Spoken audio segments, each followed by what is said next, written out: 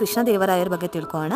ಕೃಷ್ಣದೇವರಾಯರನ್ನ ನಾವು ಆಂಧ್ರ ಭೋಜ ಅಂತಲೂ ಕೂಡ ಕರಿತೀವಿ. ಯಾಕೆಂದರೆ ಇವರು ಲಿಟ್ರೇಚರ್ ಮತ್ತು ಆರ್ಟ್ ಆ್ಯಂಡ್ ಕಲ್ಚರ್ಗೆ ತುಂಬಾ ಇಂಪಾರ್ಟೆನ್ಸನ್ನು ಕೊಟ್ಟಿರ್ತಾರೆ. ಈ rule Vijayanagara empire from 1509 to 1529. ಈ ಬಿಲಾಂಗ್ಸ್ ಟು ತುಳುವ ಡೈನಾಸ್ಟಿ. ಈ expanded the empire across the south India.